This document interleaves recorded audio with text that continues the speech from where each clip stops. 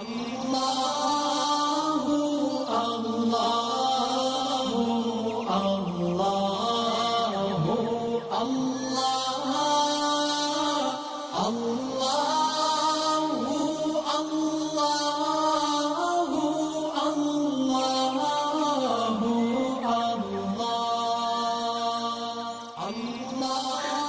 بالله من الشيطان الرجيم بسم الله الرحمن الرحيم يا أيها الذين آمنوا كتب عليكم القصاص في القتلى الحر بالحر والعبد بالعبد والأنثى بالأنثى فمن عفي له من أخيه شيء فاتباع بالمعروف وأداء إليه بإحسان ذلك تخفيف من ربكم ورحمة فمن اعتدى بعد ذلك فله عذاب أليم وَلَكُمْ فِي الْقِصَاصِ حَيَاةٌ يَا أُولِي الْأَلْبَابِ لَعَلَّكُمْ تَتَّقُونَ۔ اے ایمان والو، جو لوگ جان بوجھ کر ناحق قتل کر دیے جائیں ان کے بارے میں تم پر قصاص کا حکم فرض کر دیا گیا ہے۔ آزاد کے بدلے آزاد، غلام کے بدلے غلام اور عورت کے بدلے عورت ہی کو قتل کیا جائے۔ پھر اگر قاتل کو اس کے بھائی یعنی مقتول کے وارث کی طرف سے کچھ معافی دے دی جائے تو معروف طریقے کے مطابق خون بہا کا مطالبہ کرنا وارث کا حق ہے، اور اسے خوش اسلوبی سے ادا کرنا قاتل کا فرض ہے۔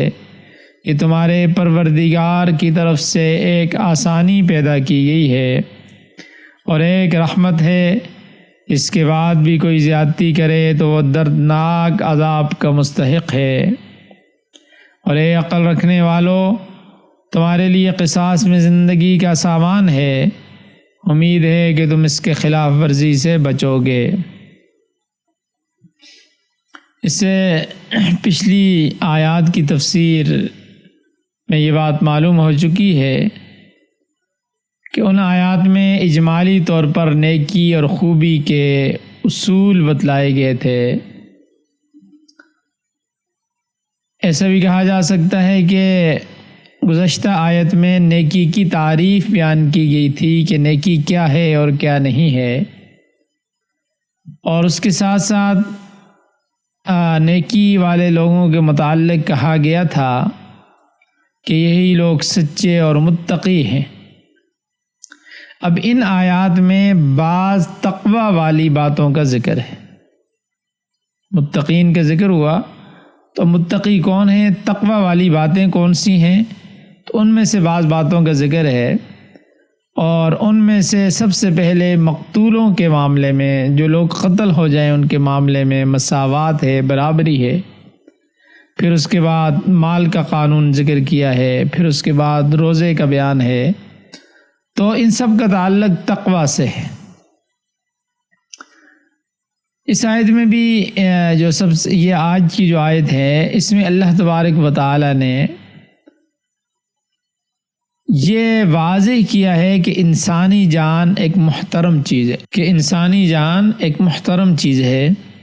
اور اس کی حفاظت ضروری ہے، اور اگر خدا نخواستہ کوئی جان تلف ہو جائے، ضائع ہو جائے، قتل ہو جائے،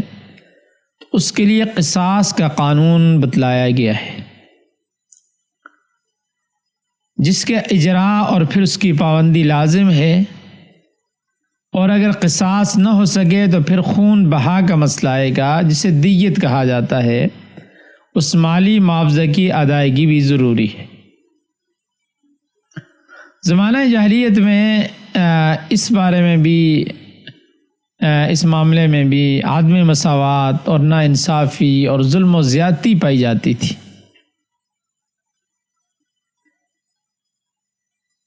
ادنا اور اعلیٰ خاندان کے مقتول کے قصاص بھی مختلف تھا۔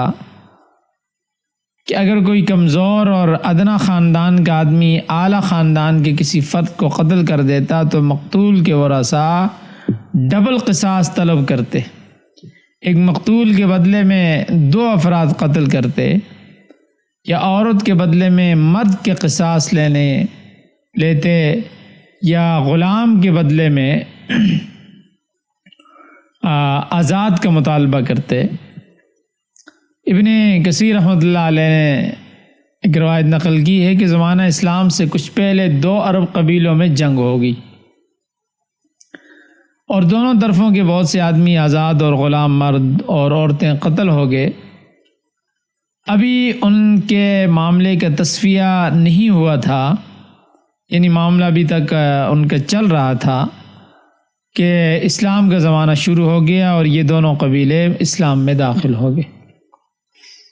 اسلام لانے کے بعد اپنے اپنے مقتولوں کا قصاص لینے کی گفتگو شروع ہوئی، تو جو قبیلہ شان و شوکت والا تھا، تھوڑا بڑا تھا، اچھا سمجھا جاتا تھا، تو اس نے کہا کہ ہم اس وقت تک راضی نہیں ہوں گے جب تک ہمارے غلام کے بدلے میں تمہارا آزاد آدمی اور عورت کے بدلے میں مرد قتل نہ کیا جائے۔ تو ان کے اس جاہلانہ اور ظالمانہ مطالبہ کی تردید کرنے کے لیے آیت نازل ہوئی، اس میں فرمایا کہ الحر بالحر والعبد بالعبد والانثى بالانثى، جس کا خلاصہ یہ ہے کہ ان کے مطالبے کو رد کرنا تھا کہ غلام کے بدلے آزاد کو اور عورت کے بدلے مرد کو قتل کیا جائے گا اگرچہ وہ قاتل نہ ہو۔ اسلام نے اپنا عادلانہ منصفانہ قانون یہ نافذ کر دیا کہ جس نے قتل کیا ہے وہی قصاص میں قتل کیا جائے گا۔ اگر عورت قاتل ہے تو کسی بے گناہ مرد کو اس کے بدلے میں قتل کرنا، اسی طرح قاتل اگر غلام ہے تو اس کے بدلے میں کسی بے گناہ آزاد کو قتل کرنا، یہ ظلم عظیم ہے جو اسلام میں قطعاً برداشت نہیں کیا جا سکتا۔ اس سے یہ بات بھی واضح ہو گئی کہ آیت کا جو خلاصہ ہے، جو حاصل بنتا ہے، وہ یہی ہے کہ جس نے قتل کیا ہے وہی قصاص میں قتل کیا جائے گا، یعنی قاتل کو قتل کیا جائے گا، چاہے وہ عورت ہو یا غلام ہو۔ قاتل عورت اور غلام کی بجائے بے گناہ مرد یا آزاد کو قتل کرنا جائز نہیں ہے۔ لیکن اس آیت کا یہ مطلب بھی ہرگز نہیں ہے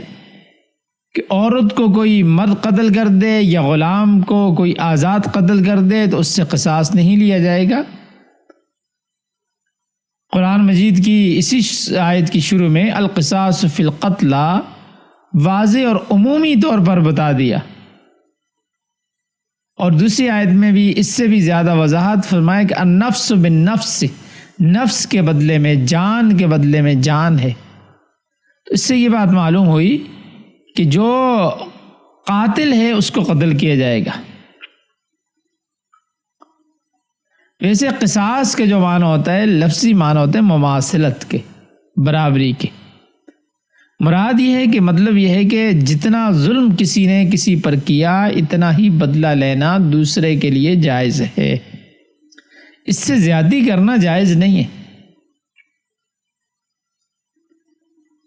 اور قرآن کریم کی دوسری آیت میں فرمایا بھی فَاعْتَدُوا عَلَيْهِ بِمِثْلِ مَا اعْتَدَىٰ عَلَيْكُمْ، اور ایک دوسری آیت میں فرمایا کہ وَإِنْ عَاقَبْتُمْ فَعَاقِبُوا بِمِثْلِ مَا عُوقِبْتُمْ بِهِ، مطلب یہی ہے کہ جتنا کسی نے ظلم کیا ہے آپ اتنا اس سے بدلہ لے سکتے ہیں، اس کی اجازت ہے آپ کو، لیکن اگر آپ اس حد سے بڑھ جائیں گے، اس سے زیادہ ظلم کر بیٹھیں گے بدلے سے زیادہ، تو پھر آپ ظالم ہو جائیں گے، وہ مظلوم ہو جائے گا۔ اور شریعت کی اصطلاح میں قصاص کہا جاتا ہے قتل کرنے اور زخم لگانے کی اس سزا کو جس میں مساوات اور مماثلت کی رعایت کی گئی ہو۔ اسی میں یہ مسئلہ بھی سمجھ لیں کہ قتل عمد، وہ قتل عمد کیا ہے کہ قتل کے ارادے سے، قتل کے ارادہ کر کے کسی کو ایسے ہتھیار سے یا ایسی چیز سے جس سے گوشت پوشت کٹ کر خون بہہ سکے، قتل ہو سکے۔ قصاص یعنی جان کے بدلے جان لینا، قتل عمد میں قصاص لیا جائے گا، اور قتل عمد ہی کے ساتھ کے جرم کے ساتھ یہ قصاص مخصوص ہے۔ اور ایک دوسرا مسئلہ بھی ہے کہ ایسے قتل میں جیسے آزاد آدمی آزاد کے عوض میں قتل کیا جاتا ہے، ایسے ہی غلام کے عوض میں بھی غلام، اور جس طرح عورت کے عوض میں عورت ماری جاتی ہے، اسی طرح مرد بھی عورت کے مقابلے میں قتل کیا جائے گا۔ یعنی بات وہی ہے جو میں نے بتا دی کہ جو قاتل ہوگا وہ قتل کیا جائے گا۔ تو فرمایا کہ یا ایھا الذین آمنوا کتب علیکم القصاص فی القتلى، اے اہل ایمان تمہارے اوپر مقتولوں کے معاملے میں قصاص یعنی برابری کو فرض کیا گیا۔ قصاص کا معنی میں نے بتا دیا، برابری، مماثلت۔ قتلہ یہ مقتول کی جمع ہے، مطلب یہ ہے کہ ایک آزاد مقتول کے بدلے میں ایک ہی آزاد کو قتل کیا جائے گا، ایک کے بدلے میں دو کو نہیں قتل کیا جائے گا۔ اور فرمایا کہ الحر بالحر والعبد بالعبد والانثى بالانثى۔ اور یہ بات میں نے بتا دی ہے کہ یہ ساری بات خلاصے کے طور پر میں نے ذکر کر دی ہے۔ اور پھر فرمایا کہ فمن عفی لہ من اخیہ شیء، جو کوئی اپنے بھائی کی طرف سے کچھ معاف کر دیا گیا، یعنی مقتول کے ورثہ خیال کریں کہ قاتل بھی ہمارا بھائی ہے، دینی بھائی ہے، اس کی وجہ سے قتل تو ہو گیا ہے، مگر آپس کے تعلقات ختم نہیں ہونے چاہیے، لہذا اگر ورثاء میں سے کسی ایک نے بھی معاف کر دیا تو مقتول پر قصاص ساقط ہو جائے گا، پھر قصاص نہیں ہوگا، پھر اس کو اس کے بدلے میں قتل نہیں کیا جائے گا، اور اس کے بدلے میں کیا ہوگا؟ فاتباع بالمعروف، پھر مالی معاوضہ ہے دستور کے مطابق کہ لاؤ بھائی معاوضہ ادا کر دو، اور وَأَدَاءٌ إِلَيْهِ بِإِحْسَان، اور قاتل کو نیکی کے ساتھ ادا کرنا چاہیے، یعنی معاوضہ ادا کرنا ہی ہے۔ اب معاوضہ طے ہو گیا، دیت طے ہو گئی، تو اب لڑ جھگڑ کر نہیں بلکہ نیکی اور بلائی کے ساتھ دستور کے مطابق ادا کرنا چاہیے، اور اس کا پیچھا کرنا چاہیے کہ صحیح طریقے سے ادا ہو جائے، اور اس میں کوئی مزید خرابی پیدا ہونے نہ پائے۔ اس طریقے سے شریعت نے جانوں کی حفاظت کا قانون مقرر کیا ہے۔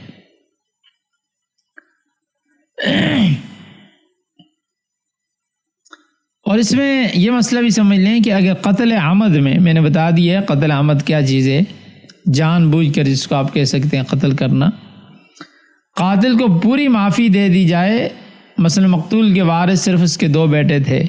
اور ان دونوں نے اپنا حق معاف کر دیا، تو قاتل پر کوئی مطالبہ نہیں رہا۔ اور اگر پوری معافی نہ ہو، بلکہ وہ صورت جو میں نے ابھی ذکر کی، مثلا کسی ایک وارث نے معاف کر دیا، دوسرے نے معاف نہیں کیا، تو سزائے جو موت ہے، قصاص سے تو قاتل بری ہو گیا، لیکن معاف نہ کرنے والے کو نصف دیت خون بہا دلایا جائے گا۔ اور دیت کیا ہے، کتنی ہے؟ تو شریعت میں 100 اونٹ یہ 1000 دینار یہ 10,000 درہم ہیں۔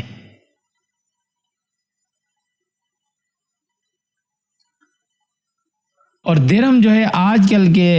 میرا خیال میں جو قانون ہے اس کے اعتبار سے ایک درہم جو ہے وہ تقریباً 3.5 ماشا چاندی کا ہوتا ہے۔ تو اس طرح تقریباً دیت جو بنتی ہے 2916 تولے اور 8 ماشے چاندی ہوگی۔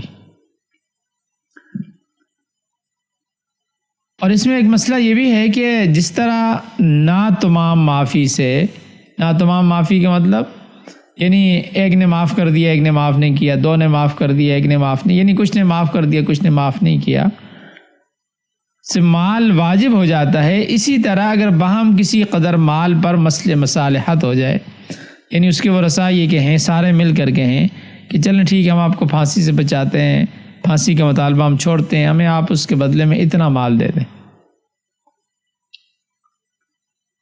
اور تب بھی قصاص ساقط ہو کر مال واجب ہو جاتا ہے۔ اور اس طرح اس میں ایک مسئلہ یہ بھی ہے کہ مقتول کے جتنے بھی شرعی وارث ہیں وہی قصاص و دیت کے مالک بقدر اپنا حصہ میراث کے ہوں گے. یعنی اگر دیت یعنی خون بہا لیا گیا تو مال ان وارثوں میں بحساب وراثت تقسیم ہوگا، اور قصاص کا فیصلہ ہوا تو قصاص کا حق بھی سب میں مشترک ہوگا.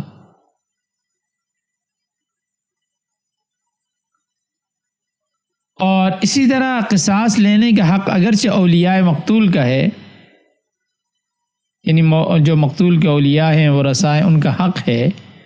مگر پوری امت کے اس بات پر اجماع ہے کہ ان کو اپنا یہ حق خود وصول کرنے کے اختیار نہیں ہے. جس طرح بعض علاقوں میں اب قتل ہو گیا، میرے بھائی کو قتل کر دیا، میں نے خود بدلہ لینا ہے، اس کے اختیار نہیں ہے کہ خود ہی قاتل کو مار ڈالیں، بلکہ اس حق کے حاصل کرنے کے لیے قاضی،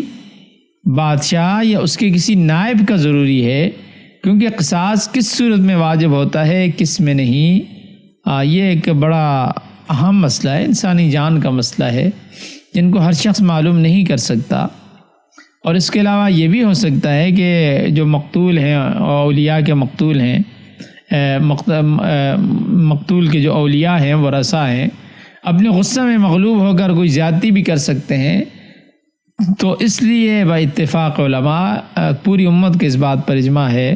کہ قصاص حاصل کرنے کے لیے اسلامی حکومت کی طرف رجوع کرنا ضروری ہے، خود ہی بدلے لینے نہیں بیٹھ جائیں. اب دیت کا ذکر کرنے کے بعد فرمایا کہ ذالک تخفیف من ربکم ورحمہ، یعنی اس میں تمہارے رب کی طرف سے تخفیف اور رحمت ہے. مطلب یہ ہے کہ پہلی امتوں میں قتل کا بدلہ صرف قتل تھا، دیت کا قانون موجود نہیں تھا، مگر نبی آخر الزمان علیہ الصلاۃ والسلام کی امت کے لیے اللہ تعالیٰ نے خاص مہربانی فرمائی اور قاتل کی سزا میں تخفیف کر کے اس میں کمی کر کے قصاص کے ساتھ ساتھ دیت کا قانون بھی نازل فرمایا. بلکہ آپ اگر اس کو میں تھوڑا سا اور واضح کروں